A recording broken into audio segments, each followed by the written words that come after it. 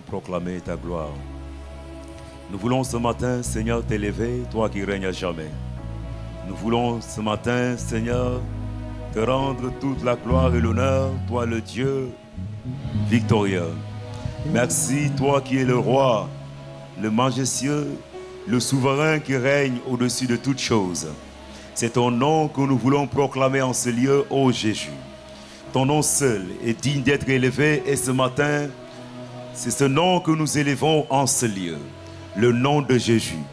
Ce nom qui procure, oui, la délivrance, Seigneur, le salut, la liberté. C'est ton nom, Seigneur. Que ce nom soit glorifié ce matin. Et que, Seigneur, ce matin, nous nous inclinons devant toi. Que tout ce qui perd et en ce lieu s'incline à la mention de ton nom. Devant toi, toi qui es le roi des rois. Reshakatabai us lebra mandala broke takayabai. Velio canta libro serebebe kaidabai kona. Mais su libro shaikabai. Lebra funde le kai d'Europa. Et shakata lababai. Richo kaidabai. Toi seul. Toi seul. Oui, Jésus, toi seul. Sois élevé ce matin en ce lieu. Toi seul, Jésus. Toi seul. Nous voulons nous soumettre à toi, nous incliner devant toi, toi le majestueux. Sois proclamé au nom de ton Fils. Alléluia. Nous disons Amen. Amen. Prenez place, s'il vous plaît, veuillez vous asseoir.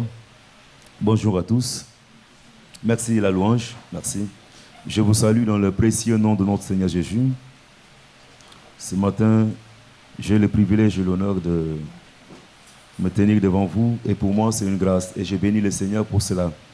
Mais bien avant de commencer mon propos, j'aimerais avoir une pensée à l'endroit de notre Père, le patriarche, l'apôtre Germain Deke, et notre référent, le docteur Brice Sosten Mayanda, Théophile Londé. Et à vous qui êtes là, que la grâce du Seigneur soit votre partage ce matin. Vous avez bien fait d'être là. Amen. Est-ce que tu peux regarder juste la personne qui est à côté de toi? Dis-lui, tu as bien fait d'être là. Alléluia. Gloire à Dieu. Je vais très rapidement nous inviter. Nous allons lire deux portions d'écriture. Nous allons lire deux portions d'écriture. Nous sommes dans le livre des 2 Rois. Nous lirons le chapitre 6, les versets 24-25. Ensuite, nous lirons 2 Rois, chapitre 7, le verset 1er jusqu'au verset 10. Amen. 10. Ensuite, nous lirons 16, 17. Donc, 2 Rois 6, 24, 25. Ensuite, 2 Rois 7, 1 à 10. Amen. La Bible dit ceci dans le livre de 2 Rois, le chapitre 6, à partir du verset 24 et 25, la Bible dit, après cela, Ben-Hadad, roi de Syrie, ayant rassemblé toute son armée, monta et assiégea Samarie.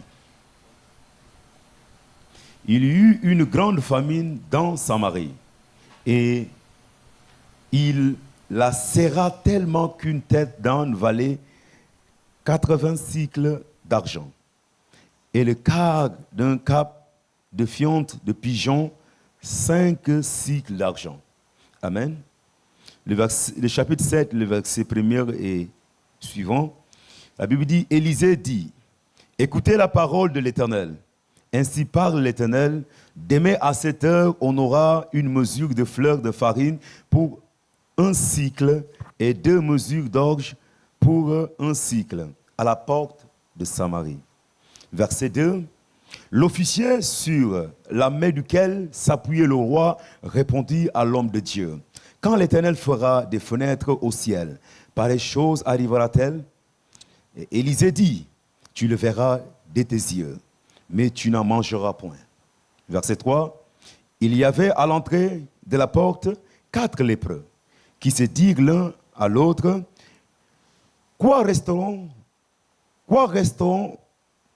resterons-nous ici jusqu'à ce que nous mourions? Si nous songeons à entrer dans la ville, la famine est dans la ville, et nous y mourrons. Et si nous restons ici, nous mourrons également. Allons nous jeter dans le camp des Syriens. S'ils nous laissent vivre, nous vivrons.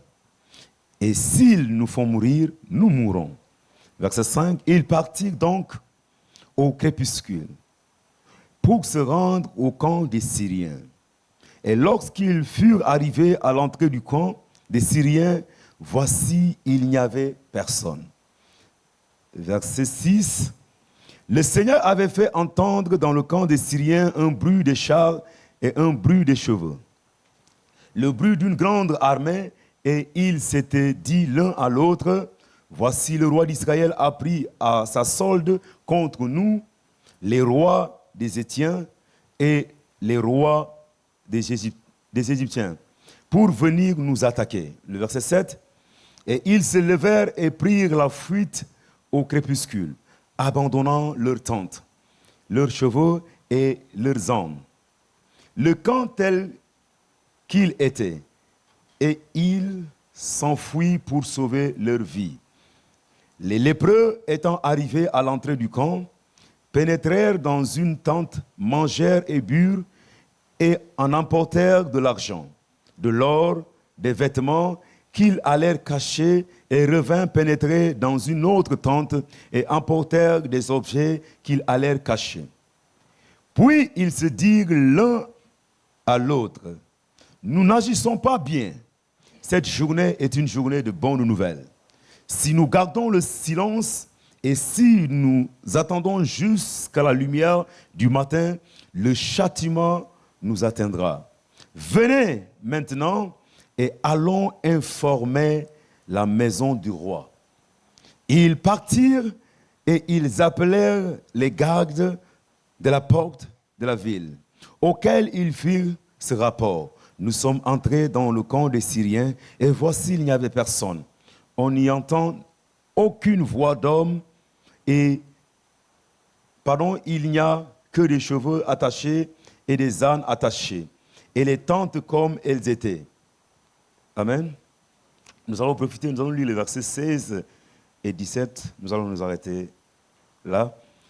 Le peuple sortit et pilla le camp des Syriens et l'on eut une mesure de fleurs de farine pour un cycle et 2 mesures d'orge pour un cycle, selon la parole de l'Éternel.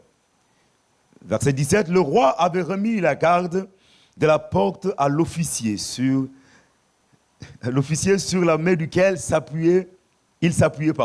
Mais cet officier fut écrasé à la porte par le peuple et il mourut selon la parole qu'avait prononcée l'homme de Dieu quand le roi était descendu vers lui. Parole du Seigneur. Amen. Nous avons lu quelques portions d'écriture ici dans le livre de Rois, qui est un livre qui nous parle de la vie d'un prophète Élisée, le successeur d'Élie, qui est, je peux dire, l'acteur principal que l'on voit plus en avant. Mais ici, dans cette portion, on nous parle de la famine, d'une famine. Et cette famine a été occasionnée par le siège qui a été imposé par le roi Ben-Hadad, qui était le roi de la Syrie de l'époque. Et si vous regardez les chapitres précédents, vous allez voir que Ben-Hadad avait vraiment été acharné contre Israël et s'était levé, déployé son armée contre eux. Mais à chaque fois qu'il élaborait ses stratégies, chaque fois qu'il mettait, ces stratégies en place, Dieu le révélait à Élisée et Élisée qui le révélait au roi d'Israël et ses projets étaient déjoués. Et cette fois-ci, après plusieurs tentatives, il décida maintenant d'assiéger la ville de Samarie. Et ici, chers frères, quand on parle du siège, le siège, c'est une opération militaire qui sert à encercler une ville ou un peuple ennemi avec une armée pour la capturer en le coupant de toutes ses ressources. Amen. Donc, siéger ici, l'objectif du siège, c'est d'empêcher un mouvement, d'empêcher les va-et-vient, d'empêcher les entrées et les sorties. Et donc, l'objectif, c'est de couper ces gens-là de toute ressource extérieure. Et vous savez, les villes, à l'époque, les villes ne se suffisaient pas. Il y avait des gens qui faisaient comment ça s'appelle, des activités. Ils allaient vendre ou encore acheter et revendre ailleurs. Et les villes se nourrissaient par des transactions, si je peux le dire ainsi. Et donc, si une ville a été barricadée, a été, je peux dire, mise sous embargo, ça devient très difficile. Et le mot siège, aujourd'hui, on peut le voir comme l'embargo. Et du point de vue politique ou encore économique, quand un pays est sous embargo, vous allez voir, ce pays vivra très difficilement. Parce qu'il aura vraiment une crise de ressources de première nécessité. Et donc, peu de pays parviennent à s'en sortir. Et ici, Samarie était devant cette situation. Samarie était assiégée par un roi. Et on dit ici que Ben-Hadad, le roi d'Assyrie, ayant rassemblé toute son armée, monta et siégea Samarie. Monta et siégea Samarie. Monta et siégea Samarie. C'est pourquoi ce matin, mon propos, je l'ai intitulé « Un peuple en détresse ». Alléluia. Un peuple en détresse. Et vous voyez avec moi, chers frères et sœurs, que à partir de ce moment, il n'y a plus d'entrée ni de sortie. Et nous constatons aussi que les ressources viennent à manquer. Et le siège des Syriens avait occasionné une crise alimentaire. Et le verset 26 nous décrit, on dit qu'il y eut une grande famine dans Samarie. Et il la serra tellement qu'une tête d'âne valait 80 cycles d'argent. La tête de l'âne est vendue à ce prix. Alléluia. 80 cycles d'argent. Parce qu'il n'y avait plus les denrées. Il n'y avait plus la nourriture.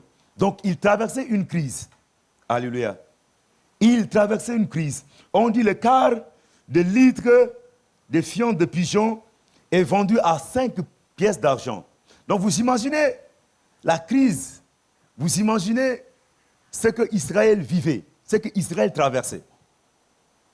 Et vous allez voir les versets suivants. On dit cela même a occasionné le cannibalisme. Et deux femmes vont se mettre ensemble pour manger leur enfant. Il y a l'une qui a dit, mangeons ton enfant, demain on va manger mon enfant. Et ils ont mangé l'enfant de la première.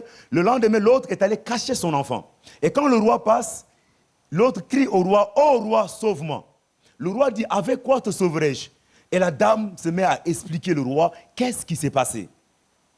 Parce qu'il y avait une crise. Cette crise pousse même les hommes à se manger entre eux. Alléluia. Donc c'est pour montrer combien de fois, ou bien combien la détresse était grande. Ce peuple était dans la détresse. Et certainement s'attendait à quelque chose. Alléluia. À quelque chose. Et comme ce peuple aujourd'hui, le monde aussi est en crise. Quand nous regardons notre monde est en crise. Et cette crise est multiforme ou multidimensionnelle. Le monde fait face à une crise alimentaire comme ce peuple, mais aussi à une crise économique, parfois à une crise militaire, mais la crise la plus en vogue, c'est la crise morale. Alléluia. La crise morale que le monde est en train de subir, souffre de cette crise. Et c'est pourquoi dans Romains chapitre 1, les versets 28 jusqu'à 32, l'apôtre Paul est en train de décrire l'état, la nature du monde actuel. L'état dans lequel le monde se trouve. Et il dit ceci à partir du verset 28.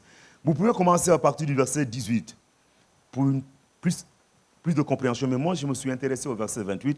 Il dit, comme ils ne se sont pas souciés de connaître Dieu, Dieu les a livrés à leur sens réprobé pour commettre des choses indignes, étant remplis de toute espèce d'injustice, de méchanceté, de cupidité, de malice, pleins d'envie, de meurtre, de querelles, de ruse et de malignité. Rapporteurs, médisants, impies, arrogants, hautains, fanfarons, ingénieurs au mal, rebelles à leurs parents, dépourvus d'intelligence, de loyauté, d'affection naturelle, de miséricorde. Le verset 32, enfin, et bien qu'ils connaissent le jugement de Dieu, déclarant dignes de mort ceux qui commettent de telles choses, non seulement ils les font, mais encore ils approuvent ceux qui les font. Alléluia. Voici Paul qui décrit ici la nature, l'état dans lequel le monde se trouve. Et vous voyez avec moi que le monde se trouve dans un état, je peux dire, pitoyable. Regardez toutes ces descriptions que Paul donne. C'est énorme. Et ça montre que le monde est dans une crise, et cette crise, il faut une solution. Alléluia. Mais qui peut solutionner la crise? Même le roi, quand cette femme l'a interpellé, le roi lui pose la question, avec quoi te sauverai-je? C'est que le roi reconnaît qu'il n'a pas les ressources nécessaires pour souvenir ou bien pour intervenir. Et pareil aujourd'hui, chers frères et sœurs, cette crise, ce n'est pas les hommes politiques qui vont le changer. Cette crise morale, ce n'est pas les gouvernements qui vont le changer. Parce que le système mis en place n'est pas de taille. Mais seul Dieu est capable de changer quoi que ce soit. Alléluia. Dieu seul est capable de changer quoi que ce soit. Et au chapitre 7 de 2 Rois, on nous parle ici, parce que le roi était allé voir Élisée. Il est allé consulter Élisée pour savoir qu'est-ce qu'il a à faire. Et là, Élisée va parler. Élisée dit au roi, la Bible dit, Élisée dit, écoutez la parole de l'Éternel. Ainsi parle l'Éternel. Demain à 7 heures, on aura une mesure de fleurs de farine pour un cycle et 2 mesures d'orge pour un cycle à la porte de Samarie. Voici ce que le prophète va dire. Face à une telle situation, mais j'aimerais dire à quelqu'un que ce siège n'a pas duré des mois, ni des semaines. Mais ce siège a duré pratiquement 1 année et plus. Et donc, ça a affecté profondément le peuple. Et donc, quand le roi est allé voir le prophète lui dit cette parole. C'est une parole rassurante, chers frères et sœurs. Dieu dit demain. Donc, ce qui veut dire que cette situation, demain, basculera. Demain, il y aura un changement. Demain, il y aura quelque chose de nouveau. Alléluia. Et j'aime la parole de Dieu. Dieu n'a pas expliqué comment cela se fera. Mais une chose est sûre, il a dit demain. Et donc, tout ce qu'il y avait à faire, c'est d'attendre demain. Alléluia. D'attendre demain. Et la Bible dit, il y a un officier sur la main duquel s'appuyait le roi, répondit à l'homme de Dieu, quand l'Éternel fera des fenêtres au ciel, pareille chose arrivera-t-elle. Et Élisée dit, tu le verras de tes yeux, mais tu n'en mangeras point. Alléluia. Cet homme va manifester de l'incrédulité. Il va remettre en cause ce que le prophète a dit. Mais ce qu'il a ignoré, ce n'est pas le prophète qui a parlé, mais c'est Dieu qui a parlé par le biais du prophète. Le prophète n'est qu'un porte-parole. Alléluia. Et remettre en cause, le prophète fait sortir une parole, dit, tu le verras de tes propres yeux, mais tu n'en mangeras pas. Mais là, n'est pas mon propos commence à partir du verset 3. La Bible dit, il y avait à l'entrée de la porte 4 lépreux. Alléluia. Il y avait à la porte de la ville 4 lépreux. J'aime vraiment la Bible. 4 lépreux. Il y avait à la porte de la ville 4 lépreux. Donc ces 4 personnes, on nous parle. Mais sauf que on ne nous donne pas beaucoup d'informations sur ces personnes. Ni leur nom, ni leur rang social, ni leur titre, ni leurs origines. Donc, il y a l'anonymat ici. On dit 4 lépreux. Et déjà qui sont lépreux, on les a identifiés par leur situation. Donc, l'auteur n'a pas pris le temps ou bien le soin de connaître leur nom. Mais il les a directement identifiés à quoi? À une situation qui les distinguait. C'était la lèpre. À cause de la lèpre, on dit les 4 lépreux. Et vous savez, à cette époque, quand quelqu'un était lépreux, comme je l'ai dit, je crois, la semaine passée, je crois bien ou sous-passée, j'avais dit que quand quelqu'un avait la lèpre, la personne ne pouvait pas vivre au milieu du peuple. Était mise en quarantaine. Donc, ces lépreux étaient obligés de vivre hors du camp. Ils venaient juste voir le souverain sacrificateur pour que le souverain sacrificateur examine leur cas. Et après examen, s'ils sont guéris, il les ordonne de rester. Donc s'ils ne sont pas guéris, il les renvoie à nouveau. Excusez-moi, il les renvoie à nouveau. Et donc ils sont hors du camp. Et vous allez voir que ces 4 lépreux, comme nous le dit la parole ici, se sont dit ceci. La Bible dit il y avait 4 lépreux à l'entrée de la... Bon, il y avait à l'entrée de la porte 4 lépreux qui se dirent l'un à l'autre. Quoi resterons-nous ici jusqu'à ce que nous mourions? Si nous songeons à entrer dans la ville, la famine est dans la ville. Et nous y mourrons. Et si nous restons ici, nous mourrons également. Allons nous jeter dans le camp des Syriens. S'ils nous laissent vivre, nous vivrons. Et si nous font mourir, nous mourrons. Alléluia. 4 lépreux étaient isolés, mis en quarantaine. Mais face à cette situation, ils ont pris une résolution. Et c'est ce qui va changer tout. Alléluia. Ils ont pris une décision. Parce qu'ils ont examiné la situation. Ils ne sont pas non plus épargnés par ce qui se passe. S'ils rentrent dans la ville, ils subiront le même sort que ceux qui sont dans la ville. Parce qu'il y a la famine, il y a une crise. Ils vont mourir de faim. Et s'ils restent là-bas aussi, ils vont mourir. Ils ont dit, bon, tant mieux, ou tant pis. Ils vont se jeter dans le camp des Syriens.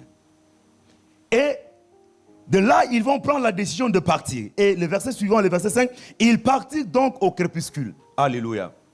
Ils partirent donc au crépuscule. J'aimerais dire à quelqu'un que tout a changé à partir de cette décision. Allons. Alléluia. Tout est parti de là. Tout est parti de là. Allons. Cette décision qui va changer tout. Ici, ils ont pris la résolution. Ils ont pris la décision. Face aux réalités qui se présentaient à eux, ils ont dit, nous allons partir. Alléluia. Ils n'ont pas regardé leur état, mais ils ont dit, nous allons partir. Parce qu'ils voulaient survivre. Ils disent, nous allons partir. Et ce matin, j'aimerais dire à quelqu'un que ce qu'il nous faut, c'est de prendre la décision. Alléluia. Très souvent, nous aspirons au changement. Très souvent, nous voulons voir une transformation. Mais la transformation ne vient pas si nous restons et nous continuons à faire les mêmes choses. C'est lui qui espère vivre un changement, doit changer ses habitudes. C'est lui qui veut vivre un changement, doit changer aussi son attitude. Nous ne pouvons pas avoir les mêmes attitudes et les mêmes habitudes et espérer vivre un changement. Donc quand on veut vivre un changement, il faut qu'on change. Et eux, ils ont décidé de ne plus rester, mais il faut partir. Mais pourtant, il y a un risque qu'on va voir tout à l'heure.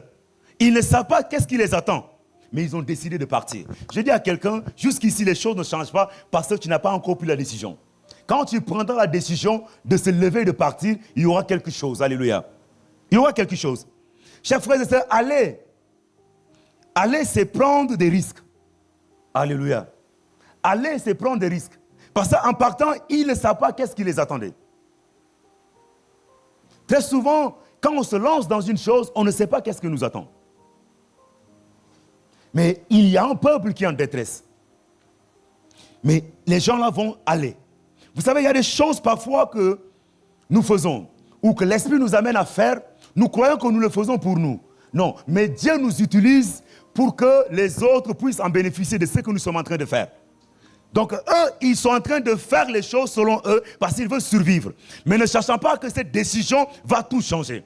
Fera que Dieu les utilisera comme des instruments pour changer la situation de ce pays. Parce que Dieu avait déjà prononcé que d'aimer. Et donc, il y a quelque chose qui doit se faire. Mais il fallait qu'il y ait des gens qui se lèvent. Et c'est ces 4-là qui se sont levés. Ce n'est pas des fonctionnaires qui se sont levés.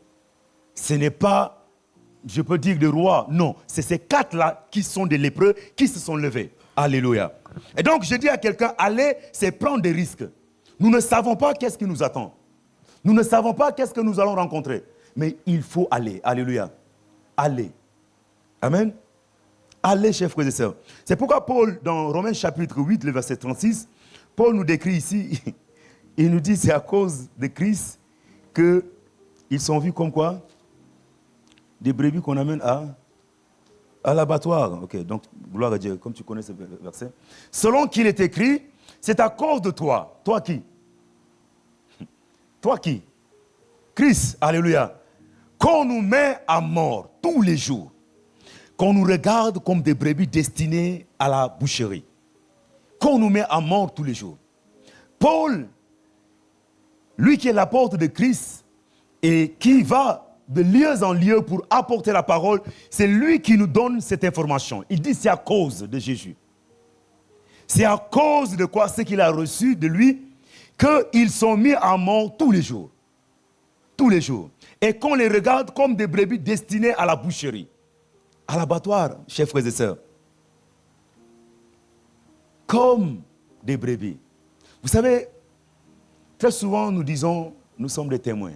Effectivement, nous sommes conquérants et témoins. Amen. Je crois que tu allais dire Amen. Nous sommes des témoins. Mais est-ce que vous savez que le mot témoin du grec veut dire marturos ou marturon? Et de ce mot, le français est sorti le mot martyr. Alléluia. Martyr, quelqu'un qui est prêt à mourir pour une cause. Et donc quand Christ dit à ses disciples, dans Actes chapitre 1, le verset 8, vous serez mes témoins. Donc, dans la pensée de Christ, c'est des gens qui sont prêts à mourir pour sa cause. Alléluia. Mais Christ lui-même, souvenez-vous, il a dit, je vous envoie dans le monde comme des brebis au milieu des loups. Alléluia. Donc Christ savait réellement, il savait vraiment ce qu'il disait. Et donc quand nous sommes des témoins, nous sommes des martyrs.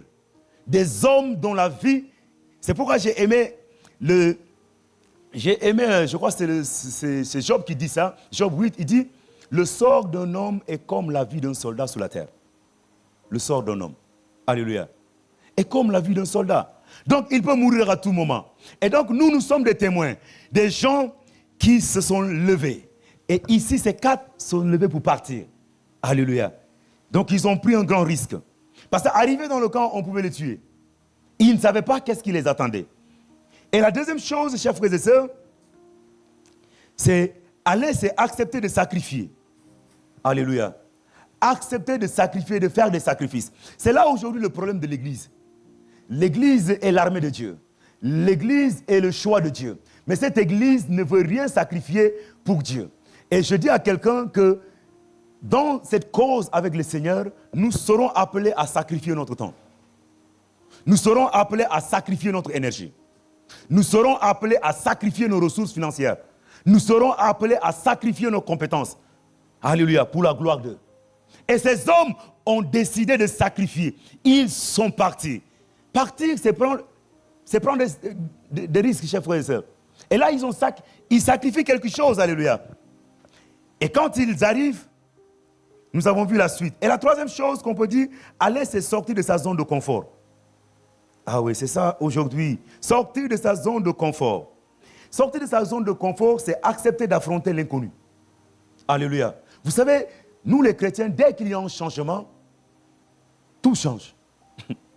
Mais le changement est le point de départ d'une nouvelle vie. Et le point de départ d'une nouvelle chose.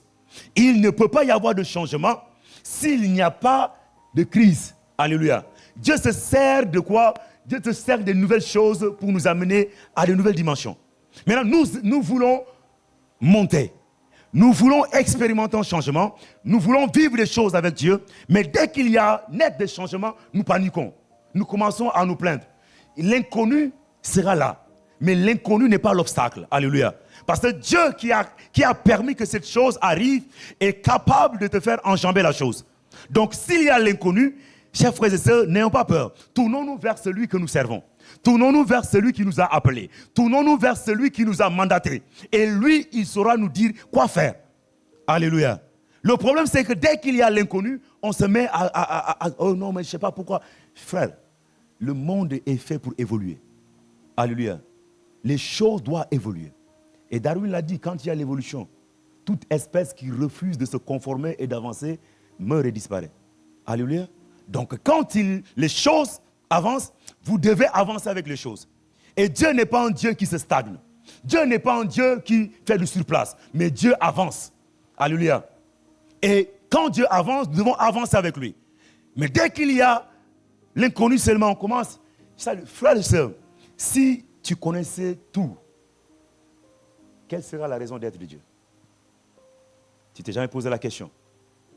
C'est pourquoi dans Ecclésiaste, Dieu a dit qu'il a fait le bonheur et le malheur. Alléluia. Il dit le jour du bonheur, sois heureux.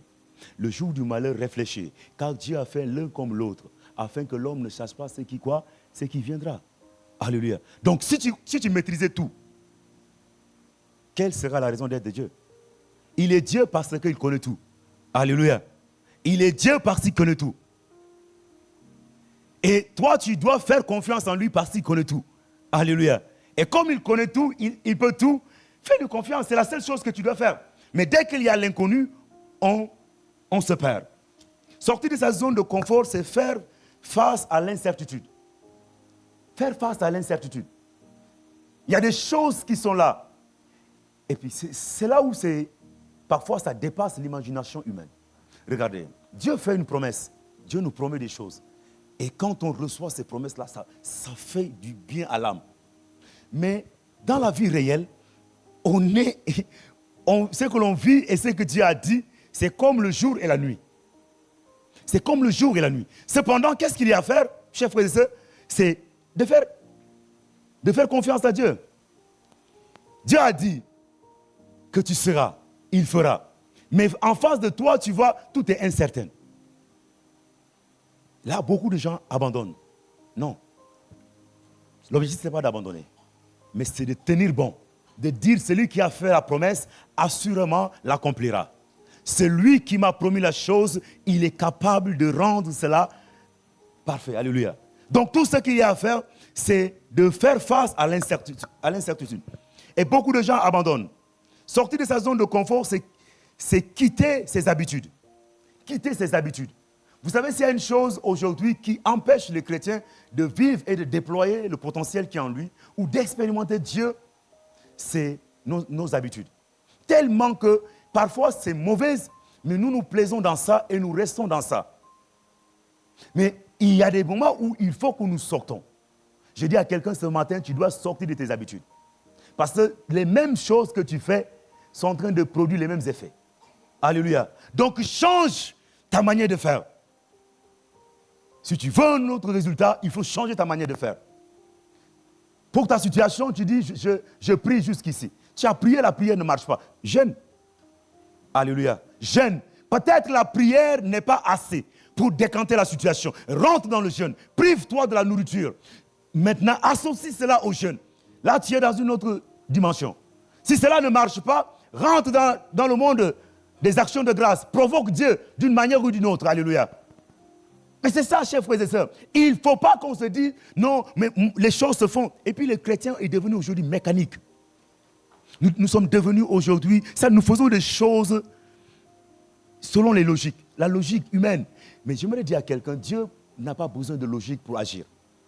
Et c'est pourquoi même les miracles sont définis comme étant des choses qui sortent de l'ordinaire. Quand quelque chose sort de l'ordinaire, c'est qui veut dire la pensée humaine n'a pas pu l'appréhender. Et donc, les miracles, Dieu les qualifie comme des choses qui sortent de l'ordinaire. Comment toi, tu veux les prendre pour des choses naturelles? Ce n'est pas naturel, c'est surnaturel, chers frères. Parce que le naturel ne peut pas l'appréhender. Alléluia. Le naturel ne peut pas l'appréhender. Donc, il faut que nous sortons, chers frères et sœurs. Nous quittons ces habitudes. Parfois, nous nous plaisons. On est là, à l'aise. Mais je dis à quelqu'un, sors de cela. Alléluia. Tu dois sortir. Sortir de sa zone de confort, c'est accepter le changement. Accepter le changement. Le changement n'est pas toujours agréable. Et parfois, il faudra du temps pour s'adapter. Ça, tous, on est conscients de cela. Et à chaque étape de notre vie, et à chaque fois que nous devons rentrer dans une dimension, ce n'est pas facile. Pour un début, il peut y avoir pas mal de choses. Mais une chose est là, il faut qu'on accepte. On l'accepte et que nous avançons. Mais le problème de beaucoup de gens, c'est qu'ils n'acceptent pas. Tu es appelé à faire de grandes choses avec Dieu. Dieu t'a appelé à être celui par qui il passera peut-être pour délivrer ta famille. Mais comme tu n'aimes pas le changement, c'est pourquoi ta famille continue de souffrir. Parce que pour faire ce travail, il faut que Dieu t'amène à une autre dimension où il t'utilisera pour accomplir ce travail. Mais toi, tu n'aimes pas le changement, c'est pourquoi tu es dans cette même dimension. Regarde, essaye de regarder ta vie. Depuis ta conversion ou depuis quelques années, tu n'as pas avancé. Tu es soit au même niveau ou peut-être même tu es en train de reculer. Or, dans la marche avec le Seigneur, on ne recule pas, on avance. On ne fait pas aussi du surplace. C'est pourquoi il est étonné quand il voit Israël. Il dit, jusqu'à quand demeurez-vous sous cette montagne? Jusqu'à quand? Parce que dans sa pensée, ce n'est pas qu'il vienne s'éterniser là-bas. C'était qu'il passe. Donc il y a des choses qui sont passagères. Il ne faut pas s'y éterniser. Amen.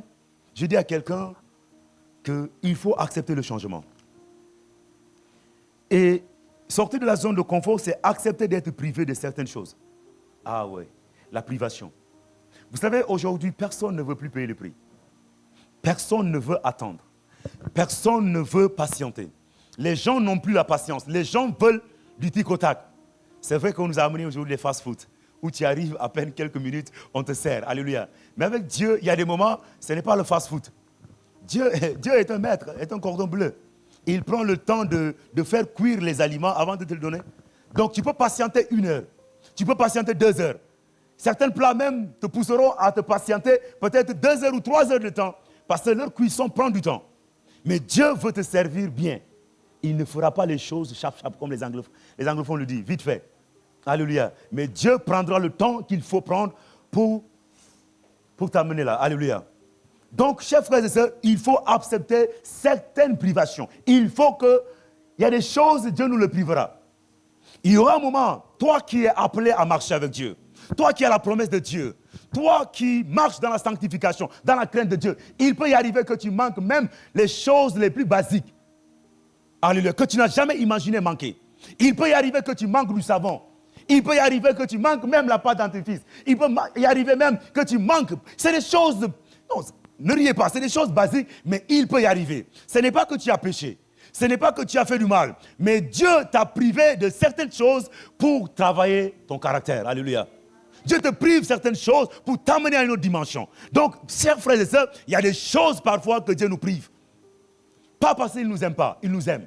Vous savez, très souvent, quand on aime une personne, il y a des choses, quand on les donne, on se dit, bon, nous sommes en train de détruire l'enfant. Parce que nous voulons qu'il devienne quelqu'un d'aimé. Il y a des choses, il faudrait que nous l'apprenons à les avoir de lui-même. Mais pourtant, les parents ont les moyens. Ils peuvent donner. Mais ils préfèrent priver cela à l'enfant pour l'apprendre. Ça paraît méchant. Mais quand l'enfant a compris et l'enfant rentre dans cette dimension, l'enfant devient quelqu'un d'autre. Alléluia. Il devient quelqu'un d'autre. C'est pourquoi moi, mon pasteur me disait toujours, il y a 2 personnes. Il y a 2 types d'enfants. Il y a des enfants sous qui les parents comptent.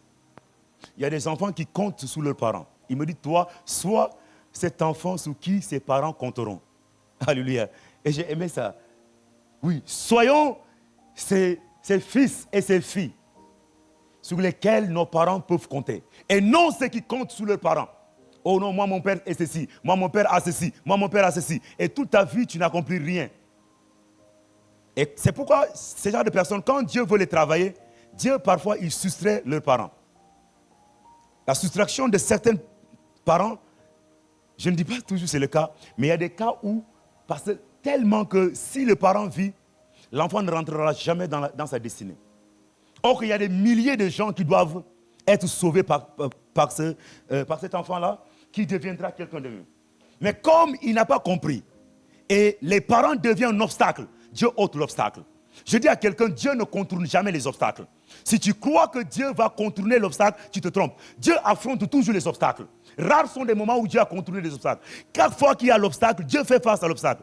Et si quelqu'un se lève et devient obstacle pour empêcher à une personne qui est destinée à accomplir des grandes choses, chers frères et sœurs, Dieu peut ôter l'obstacle. Regardez dans Isaïe, il dit, pour l'amour de qui je sacrifierai l'Égypte et l'Éthiopie. Pour l'amour, il dit, il sacrifierait. Donc, ne crois pas que ce que je dis, c'est des paroles que je te dis. Non, c'est Dieu qui agit ainsi. C'est pourquoi, chers frères et sœurs, nous devons comprendre que la privation de certaines choses fait partie de notre marche avec le Seigneur. Pendant ce temps, c'est là où plusieurs sortent du droit chemin. C'est là où plusieurs commencent maintenant à créer des mécanismes pour trouver quoi? Pour trouver une solution. Et les solutions qu'ils vont trouver parfois n'honorent pas Dieu. C'est pourquoi je dis à quelqu'un, il peut y arriver que tu vives des temps de privation. Mais tout ce que tu as à faire, c'est de regarder Dieu. Alléluia. Et donc, ces 4 lépreux vont prendre la décision d'aller. Et cette décision qui va changer tout. Le verset 6, la Bible dit, le Seigneur avait fait entendre les bruits. Alléluia. Les bruits. Notre Dieu est bon. J'imagine, pendant que 4 personnes sont en train de marcher pour partir, Dieu a amplifié leur bruit, les bruits de leurs pas. De l'autre côté, ils entendent quoi? Les chars de guerre. Ils entendent un bruit d'une armée. Et cela crée la panique au milieu d'eux. Mais pourtant, ce n'est que 4 individus. Mais parce qu'ils sont en mouvement, ils ont pris la décision d'aller. Et Dieu était avec eux. Alléluia. C'est pourquoi j'ai compris dans Matthieu 28, Jésus nous dit au verset 19, il dit allez, faites de toutes les quoi? Les nations, les disciples. Alléluia. Et il ne s'est pas limité à cela. Dans Marc 16, le verset 17, il dit voici les miracles qui accompagneront ceux qui auront cru en mon nom. Alléluia. Donc, celui qui est en mouvement, ici, vous voyez, on dit accompagner. Celui qui accompagne est derrière. Celui qui accompagne n'est jamais devant. Alléluia. Normalement, celui qui accompagne est derrière.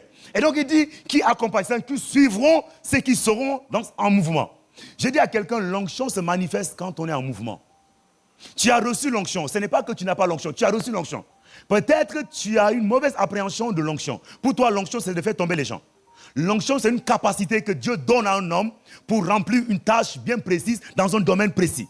Alléluia. C'est ça l'onction. Tu as l'onction. Mais pourquoi cette onction ne se manifeste pas? Parce que tu es assis. Oh, l'onction se manifeste quand la personne est en déplacement, quand la personne est en mouvement. C'est pourquoi je dis à quelqu'un, lève-toi.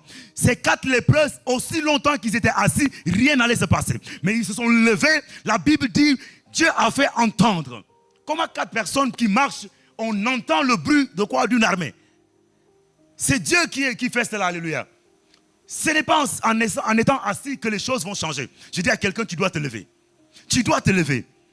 Et donc, ces gens, ces 4-là, étaient en mouvement. Alléluia. Étaient en mouvement. L'onction se manifeste quand nous sommes en mouvement. Alléluia. Surtout dans le domaine dans lequel Dieu nous a appelés. Tu peux être en mouvement aussi, mais si tu es ailleurs, loin de ton couloir, ça se manifestera, mais pas comme ça se doit. Mais quand tu es là où Dieu t'a mis, l'onction se manifeste pleinement là-bas. Alléluia. C'est pourquoi tu verras, il y aura une touche particulière en toi. Dans tout ce que tu fais, quand les autres le font, il n'y a pas le même résultat. Chez toi, il y a quelque chose que les hommes ne sauront expliquer. C'est ça, l'onction. L'onction crée cette différence-là. Alléluia. Crée cette différence-là. C'est pourquoi il y aura toujours la différence entre ceux qui servent Dieu et ceux qui ne le servent pas. Donc, maintenant, il faut faire les choses selon Dieu. Et à partir de là, chers frères et sœurs, nous voyons, ces 4 hommes sont en mouvement. Et qu'est-ce qui s'est passé? Le verset 6 nous dit, le Seigneur avait fait entendre dans le camp des Syriens un bruit de chars et un bruit de chevaux. Le bruit d'une armée, d'une grande armée. Et ils s'étaient dit l'un à l'autre, voici le roi d'Israël a pris à sa solde contre nous les rois des Étiens et les rois des Égyptiens pour venir nous attaquer. Alléluia. Rassurez-vous, ce n'est pas une armée étrangère. Alléluia. C'est juste 4 personnes. Alléluia. C'est juste 4 personnes. Et moi, je disais à des temps de crise, où est-ce que le roi d'Israël allait prendre ces ressources-là pour mobiliser ou rassembler une armée? Non. Mais Dieu lui-même, comme il avait parlé, il avait dit d'aimer. Et à partir de ce moment-là, la parole de Dieu est rentrée en jeu. Alléluia. Et Dieu est en train d'agir pour amener cette parole à l'accomplissement. Alléluia. Et regardez les lépreux. J'aime le verset 8. Les lépreux étant arrivés à l'entrée du camp, pénétrèrent dans une tente, mangèrent et burent. Et ils apportèrent de l'argent et de l'or et des vêtements qu'ils allèrent cacher. Ils revinrent pénétrer dans une autre tente et ils emportèrent des objets qu'ils allèrent cacher. Puis ils se dirent l'un à l'autre, nous n'agissons pas bien. Cette journée est une journée de bonnes nouvelles. Si nous gardons le silence et si nous attendons jusqu'à la lumière du matin, le châtiment nous atteindra. Venez maintenant et allons informer la maison du roi. Alléluia. Oh là là, c'est magnifique. Ces 4 lépreux sont arrivés. Ils ont constaté que le camp était désert, vide. Ils sont rentrés. Ils ont pris ce qu'ils devaient prendre. Mais l'un d'eux a eu cette pensée. Il dit, nous n'agissons pas bien. Alléluia. Le verset 9, nous n'agissons pas bien. Nous n'agissons pas bien. Il dit, allons informer la maison du roi. Cette nouvelle doit être reçue par la maison du roi. Alléluia. Mais c'est par eux que Dieu va passer. Parce que Dieu avait dit, par le biais de son serviteur, que d'aimer. Alléluia. Et donc, ici, Dieu s'est servi de 4 hommes qui ont pris la décision. Et ces hommes deviennent des instruments que Dieu utilisera pour faire connaître la nouvelle. Parce que jusqu'ici, personne de la maison du roi n'a eu cette information. Parce que pour avoir cette information, il faut être avec Dieu. Et il faut être en mouvement. Et eux, ils sont avec Dieu parce qu'ils étaient en mouvement. Et ils ont vu ce qui s'est passé. Et donc, Dieu va les utiliser comme des annonciateurs de la bonne nouvelle. Alléluia. Il va les utiliser comme des gens qui vont informer. Parce que la maison du roi, la ville n'a pas cette information. Or, cette information pouvait changer tout. Je dis à quelqu'un, nous sommes comme ces 4 lépreux. Le chrétien actuel est comme ces 4 lépreux. Alléluia. Christ nous a délivrés. Et Christ nous envoie pour que nous soyons des gens qui apporteront la nouvelle aux autres, le monde.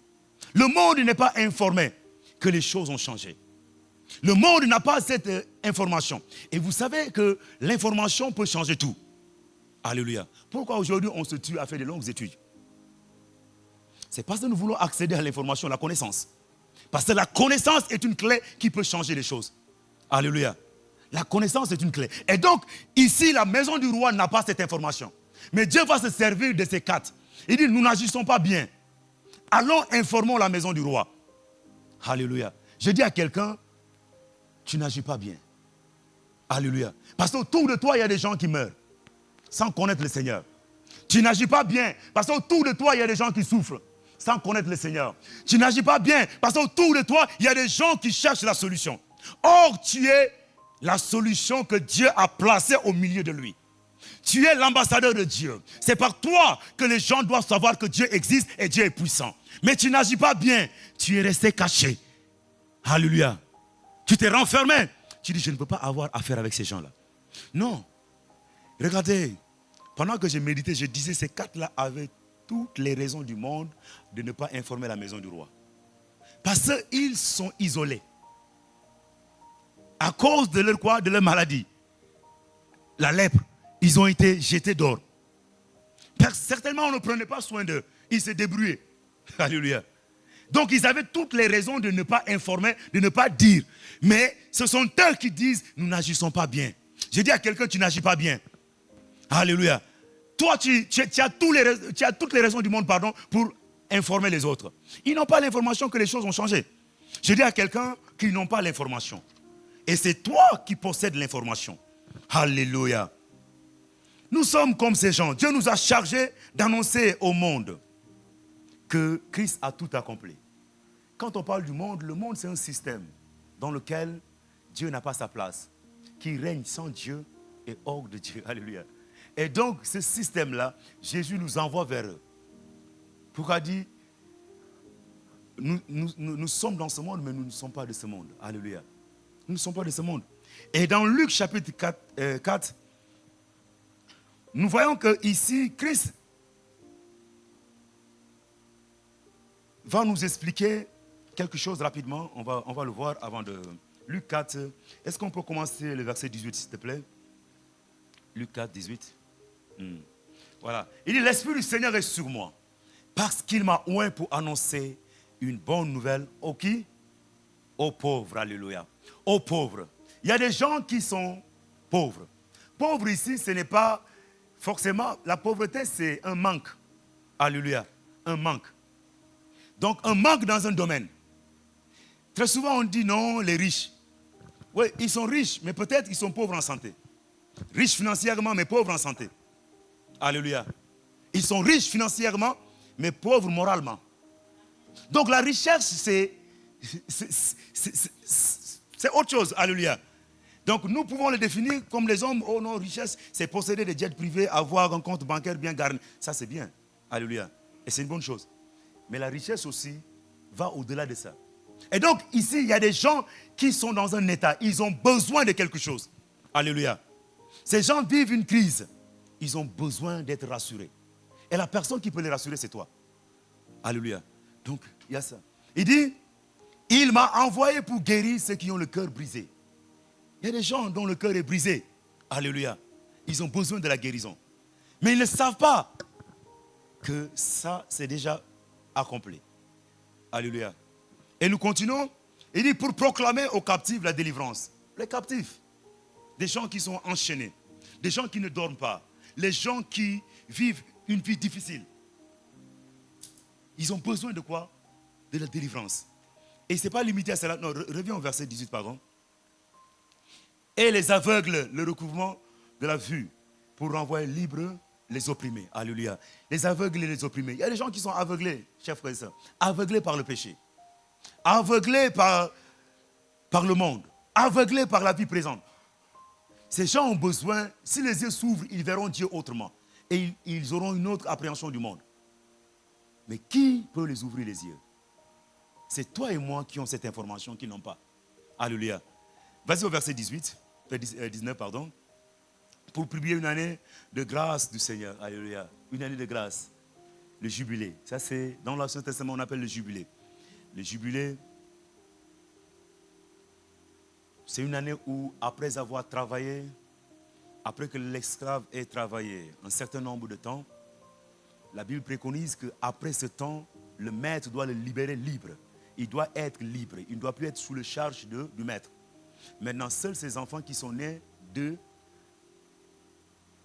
pendant qu'il était à la servitude peuvent rester. Ces enfants deviennent les enfants du maître.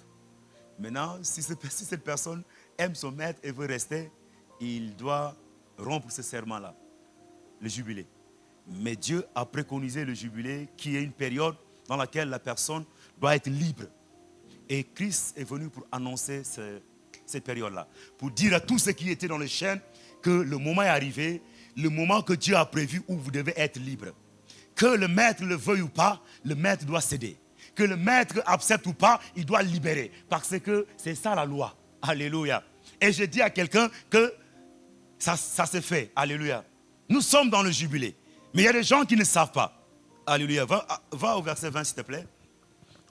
Ensuite, il roula le livre et le remit au serviteur. Et ça dit, tous ceux qui se trouvaient dans la synagogue avaient les regards fixés sur lui. Alléluia. Vous savez, Jésus vient de faire quelque chose qui ne se fait pas. Amen. Pourquoi ça ne se fait pas? Jésus arrive dans une synagogue, on lui déroule. À l'époque, les livres, c'était des rouleaux. On le délivre le rouleau, il a lu. Cette portion qu'il a lue se trouve dans Isaïe. C'est Isaïe qui a proclamé ça. Et lui, il a fini de lire. Après avoir fini de lire, il ferme. Et tout le monde était étonné. Mais pourquoi il a fermé? Peut-être un jour, je vais en parler en profondeur. Mais ce matin, j'aimerais juste... Il a fermé. Et le fait qu'il a fermé a attiré le regard de tout le monde. Et regarde ce qu'il va dire au verset 21. Alors, il commença à leur dire, aujourd'hui, cette parole de l'écriture que vous venez d'entendre est accomplie. Alléluia. Et accomplie. C'est-à-dire, qu'est-ce que Jésus disait? Isaïe avait vu cette période bien avant que ça n'arrive. Et Isaïe avait vu quelqu'un qui devait accomplir cela. Et cette personne, c'est moi. Et cette période, c'est maintenant. Comme je suis là et la période est là, nous n'avons plus besoin de nous référer de ce livre. Alléluia. Parce que cette parole rentre en vigueur à partir d'aujourd'hui. Alléluia. Rentre en vigueur à partir d'aujourd'hui. Et à partir de ce moment, il ferme le livre. Quiconque était là doit rentrer maintenant dans cette dispensation, alléluia, où une année de grâce qui a été publiée maintenant rentre en vigueur, alléluia, et effectue, alléluia. Et donc à partir de là, les gens doivent avoir cette information. Comme quoi, l'information comme quoi, tout est accompli, alléluia. Tout est accompli. Ils ne doivent plus vivre dans la peur. Parce que Christ a accompli cela pour eux. Ils ne doivent plus vivre dans la culpabilité. Parce que Christ a accompli la rédemption, alléluia, pour eux, le rachat.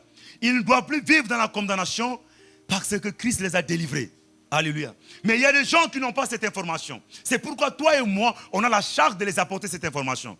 Comme la maison du roi et la ville de Samarie n'avaient pas cette information. C'est pourquoi ces quatre-là ont dit, nous n'agissons pas bien. Allons, informons la maison du roi. Il fallait que la maison du roi ait cette information pour que les choses changent. Alléluia. Pour que les choses changent.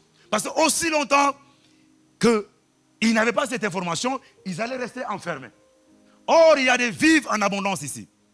Ils vont continuer d'acheter la tête de l'âne à 80 cycles d'argent.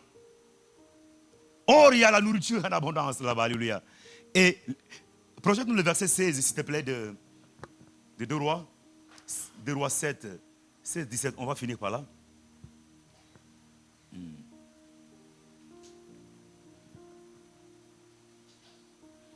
Alléluia. Le peuple sortit et pilla le camp des Syriens. Et l'on eut une mesure de fleurs de farine pour un cycle et 2 mesures d'orge pour un cycle selon la parole de l'Éternel. Alléluia. Dieu avait parlé par la bouche de son serviteur. Souvenez-vous, il a dit demain à 7 heures. Demain, on aura telle chose. Et les choses se sont passées telles que le prophète les avait dit. Alléluia. Telles que les prophètes les avaient dit. Parce qu'il fallait que ça arrive. Et je dis à quelqu'un, dès que Dieu a prononcé sa parole, le monde spirituel est en mouvement pour que cette parole s'accomplisse. Maintenant, sur la terre, il faut que des hommes capables de se connecter à cette pensée se lèvent et marchent. Alléluia. Et ces quatre-là sont rentrés dans la pensée de Dieu. Et grâce à eux, un peuple qui était en détresse sera délivré. Alléluia. Sera délivré, chers frères et sœurs. Sera délivré. Et je dis à quelqu'un, lève-toi. C'est par toi que Dieu passera pour délivrer un peuple. C'est par toi que Dieu passera pour délivrer ta famille. C'est par toi que Dieu passera pour délivrer une âme qui était désespérée. Alléluia. Qui était désespérée. Et les choses se sont passées telles que le prophète a dit. Ils ont acheté ici quoi? Une mesure de farine pour quoi? Pour un cycle. Et 2 mesures d'orge pour un cycle. Selon la parole de l'Éternel. Et le verset 17 qui m'intéresse, je vais conclure par là. Le roi avait remis la garde de la porte à l'officier sur la main duquel il s'appuyait. Mais cet officier fut écrasé à la porte par le peuple et il mourut. Selon la parole qu'avait prononcée l'homme de Dieu quand le roi était descendu vers lui. Alléluia. Souvenez-vous, cet homme avait dit ceci au roi, au prophète. Quand Dieu ouvrira même les fenêtres dans les cieux, telle chose arrivera. Telle. Oui, c'est arrivé. C'est là. Mais sauf que le prophète avait dit, tu le verras de tes yeux, mais tu n'en mangeras pas. Alléluia. Tu le verras de tes yeux. Et regardez la manière dont Dieu l'a privé de manger ça, c'est qu'il est mort. Alléluia. Il est mort. L'incrédulité nous conduit à la perdition. L'incrédulité nous fait très souvent du mal. Alléluia. Ça coûte quoi de croire? Ça coûte quoi de croire? Ça ne te coûte rien. Il y a d'autres, moi j'aime, il y a des gens qui disent je vais essayer, si ça ne marche pas. Je préfère celui qui essaye et celui qui refuse d'essayer. Alléluia. Parce que celui qui essaye, au moins, dans son essai, peut trouver quoi? Peut trouver la voie. Et se sauver. Mais celui qui refuse, mais il n'y a plus de voie de salut pour lui. Il n'y a plus de voie de salut. Comment peux-tu aider quelqu'un qui refuse? C'est difficile. Et donc lui, il avait manifesté de l'incrédulité. On l'avait dit. Et regardez là, il est mort écrasé. Écrasé à la porte par le peuple et il mourut. Selon la parole qu'avait prononcée l'homme de Dieu quand le roi était descendu vers lui. Alléluia. Quand le roi était descendu vers lui. Et vous voyez que Dieu a restauré la Samarie grâce à 4 hommes. 4 hommes seulement. Je dis, parfois Dieu n'a pas besoin de la masse. Dieu n'a pas toujours besoin de la foule. Et dans le psaume, il a dit, ce n'est pas un grand nombre qui sauve le roi. Alléluia. Un grand nombre peut être là et inefficace. Peut-être prochainement, on va voir Gédéon et ses 300 soldats et tu comprendras, toi qui cherches la manse, que Dieu ne travaille pas toujours avec la manse. Amen. Donc je vais m'arrêter ici pour ce matin. Juste dire à quelqu'un ce matin qu'il y a un peuple qui est en détresse, un peuple qui souffre, un peuple qui est à la recherche de la solution, mais qui n'en trouve pas. Mais toi, tu es l'ambassadeur de Dieu. Toi, tu es le porteur des promesses de Dieu. Tu es celui que Dieu a choisi comme son instrument. Mais il faut se lever. Alléluia. Prendre la décision de se lever. D'aller. Car Christ a dit, allez, faites de toutes les nations les disciples. Et dans Marc 16, il dit, voici les miracles qui accompagneront. Les miracles sont avec nous, alléluia. En allant, tu rencontreras des situations. C'est ces situations, en voulant les résoudre, Dieu se manifestera. Tu verras la puissance. Mon pasteur avait l'habitude de dire que si tu restes à l'église à intercéder pour les gens, c'est bien, tu fais une bonne chose. Mais si tu veux savoir si ton intercession est pleine d'onction, va dans les hôpitaux et dans les prisons. Tu vas trouver les gens désespérés. Dans les hôpitaux, ceux qui sont malades, tu prieras pour eux, ils seront guéris. Là, tu sauras que oui, ton intercession marche, pas seulement à l'église, mais marche aussi ailleurs. Alléluia. Et la deuxième chose, il dit, si tu veux aussi voir ta foi d'évangéliste, va évangéliser d'or. Quand tu es devant quelqu'un qui est malade, mais pourtant toi, tu as lu dans les évangiles, on dit, Jésus a prié pour lui, il a été guéri. Et donc tu prieras pour lui, il sera guéri, tu sauras que oui, ta foi marche. Mais étant assis à l'église, tu n'auras jamais cela. C'est pourquoi aujourd'hui à l'église, nous sommes devenus tellement qu'on a emmagasiné, nous commençons à avoir quoi, la constipation spirituelle. Alléluia. Il faut sortir. Et nous allons sortir. Alléluia.